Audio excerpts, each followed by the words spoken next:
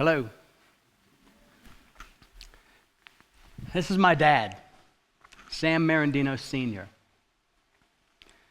On January 28, 1951, he was performing with a trio at a dinner club in Akron, Ohio. That night, from his spot on the bandstand, my dad saw my mom for the first time, Vilma Gloria Rossi. Mom was a looker. Within 5 minutes of seeing my mom, my dad set down his accordion, told the saxophone player to take it, leaving just drums and saxophone to carry the song. So my dad kind of predates the White Stripes and the Black Keys and all of the two-person bands. Then he asked my mom to dance. That night when he arrived at home, my dad sang to his 4 younger sisters, "I found her." Just 2 weeks later, they were engaged. 6 months, married. Now get this, 62 years later, after raising 11 kids, and of course I'm their favorite, my parents still flirt like a young couple. This is why I know with all of my heart that love at first sight is real. On August 29, 2005, I was applying for a job as a bartender when I met Jennifer.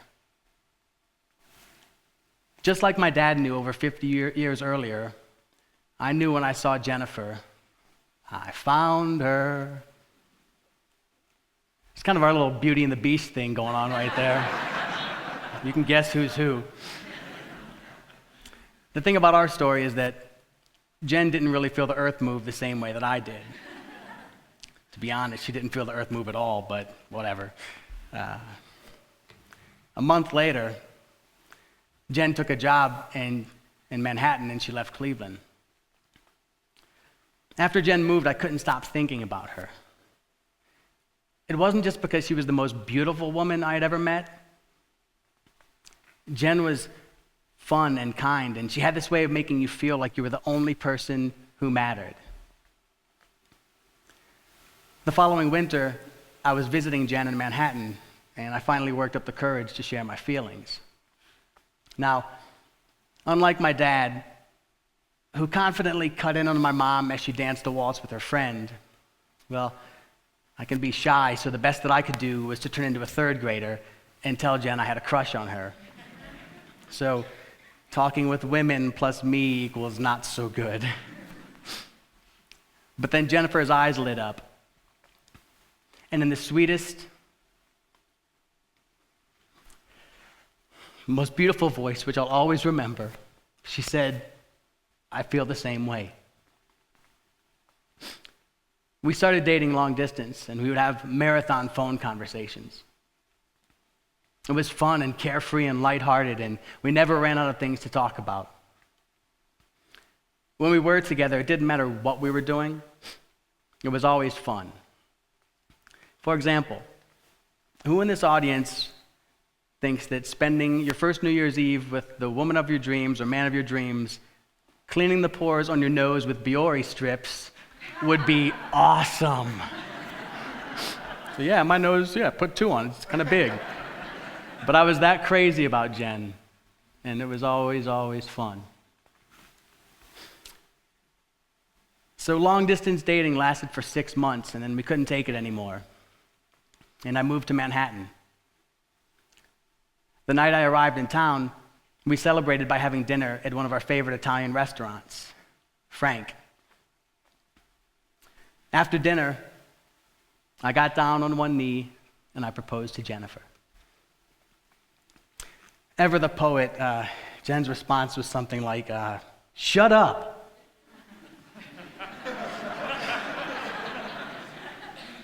So there I was on one knee, after selling pretty much everything I owned except for some cameras and clothes, and of course, my cats.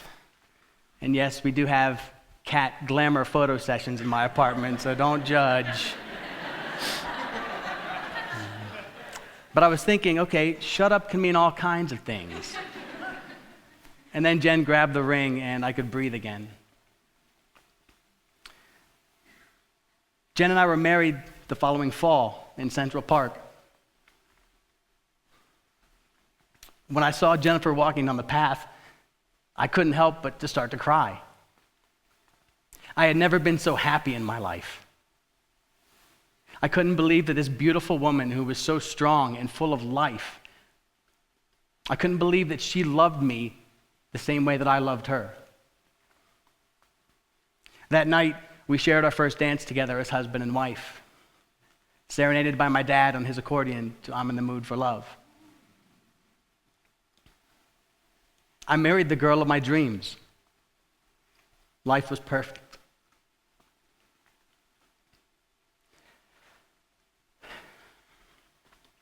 I'll never forget the sound of Jennifer's voice coming through the phone just 5 months later when she told me she had breast cancer. I was numb immediately. I'm still numb. Suddenly and without warning, we were thrown headfirst into the world of cancer. We were adapting to changes, often daily, that offered no roadmap, that played by no rules, and that had no sympathy. As our life became more complicated, our focus became simple: survive. Everything that wasn't necessary had to go. Just after our 1-year wedding anniversary, our oncologist told us that Jen's cancer was gone, and we started to put our life back together. It was very challenging because we felt so different from most everyone else in our life, and everything we thought we knew or believed in had been turned upside down. But we had each other. And with every challenge, our love grew stronger. Things that used to bother us no longer carried any weight. Making each other laugh and smile, helping each other up when we fell, telling the people in our life that we loved them. These things mattered. Now, this little old lady is my dad, and we were at my parents' 60th wedding anniversary. And a few weeks before that, Jennifer's hair had fallen out for the second time because of chemotherapy, and she was still a little nervous about being bald. My dad is a 20-year lung cancer survivor, and you can guess that he likes to joke, but he loved making Jennifer smile. So it was his idea to get her wig. And he wore the wig so well that my poor mother, who was standing about 40 feet away, grabbed my sister and said, "I'm not sure who that woman is over there, but she keeps smiling at me." So there's a little glimpse into growing up as a Merendino, which was incredible.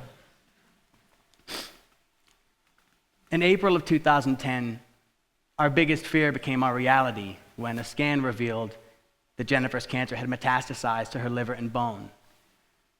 And Jen was back in treatment immediately. We started to notice that most people didn't understand how serious Jennifer's illness had become. And we felt our support group fading away.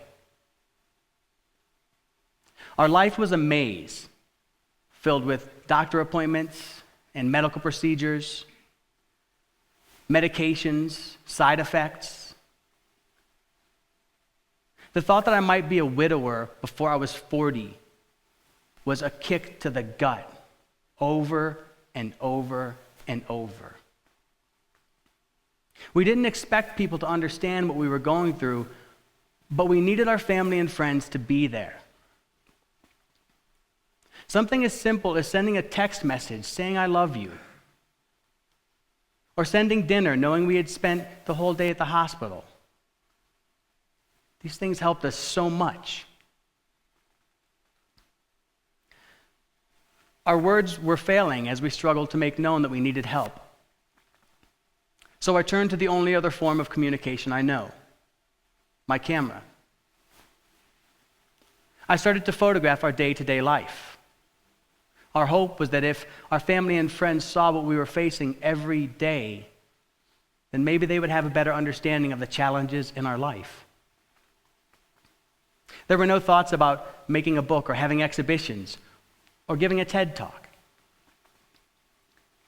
These photographs were born and made out of necessity. I was creating to survive.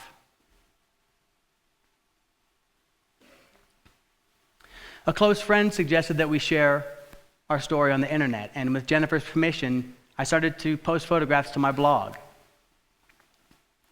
The response was incredible. We started to receive emails from all over the world. Many of these emails were from other women who were facing breast cancer. They were inspired by Jennifer's grace and her courage. One woman shared that because of Jennifer, she faced her fear and scheduled a mammogram.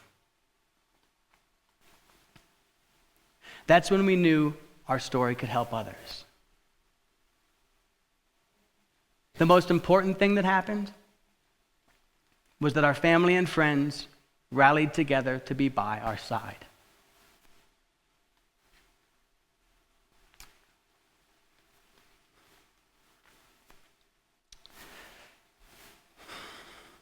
On December 22nd, 2011, at 8:30 p.m.,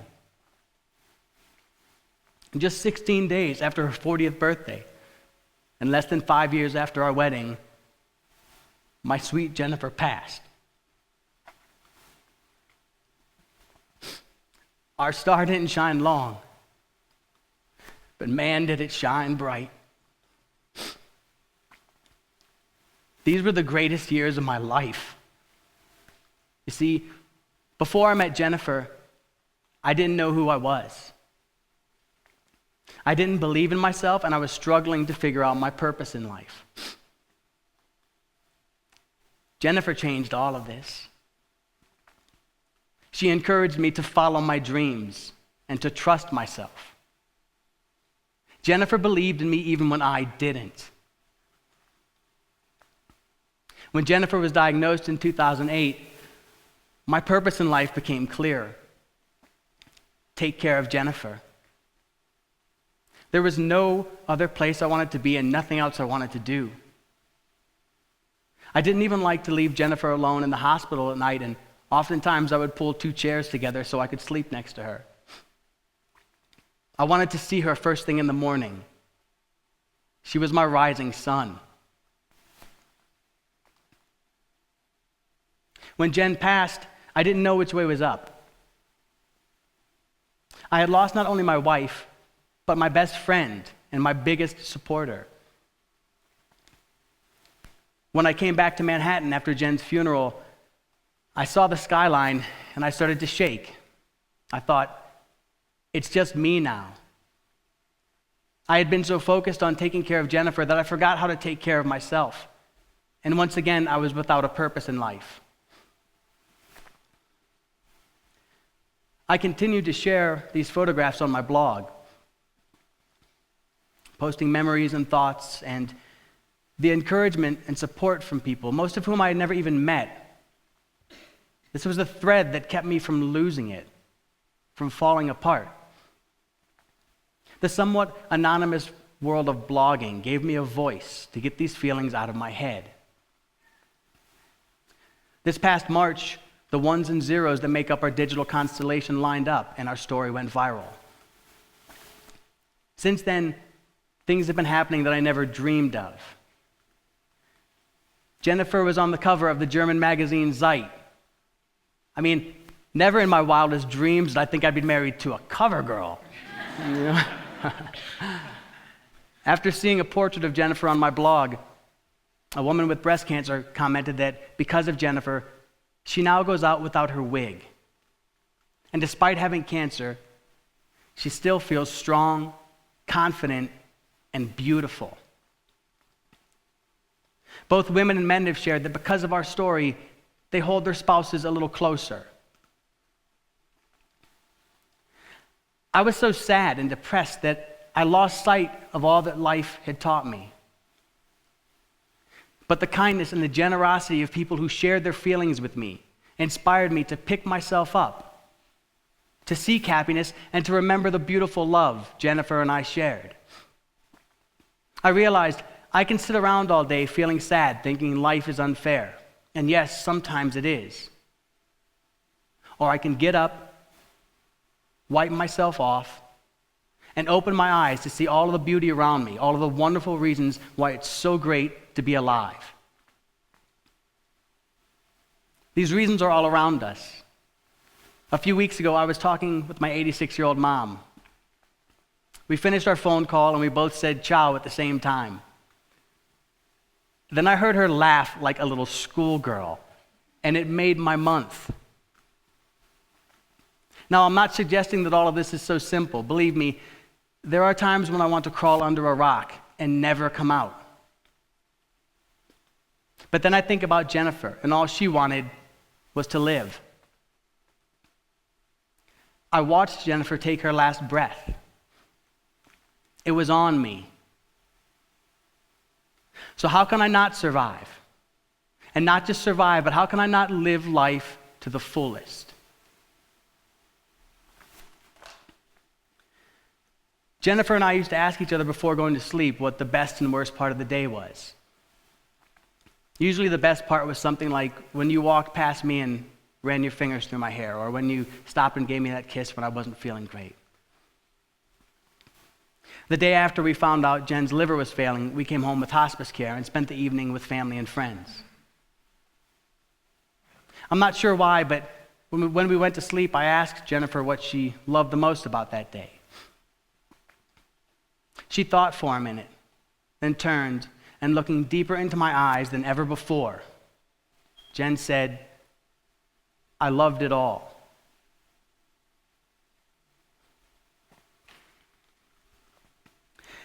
Jennifer trusted me to make and publish photographs from the most intimate and difficult time in our life.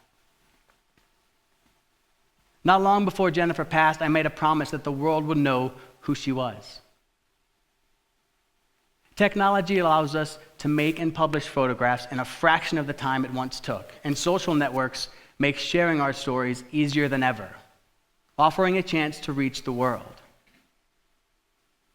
By sharing our story, our love story, something beautiful has begun to grow out of something so horrible and unfair. And if we don't share our experiences with each other, how can we learn, grow, and survive? Now, I'm sure you've all heard the saying that a photo is worth 1,000 words. Well, I disagree. I think photographs are worth much more than that. And it isn't just because I'm Italian and I like to talk, although that's a big part of it. But to show you, I'll need you to focus your attention on this camera right up there and give me your biggest smile in 3, 2, 1. Patience. Thank you.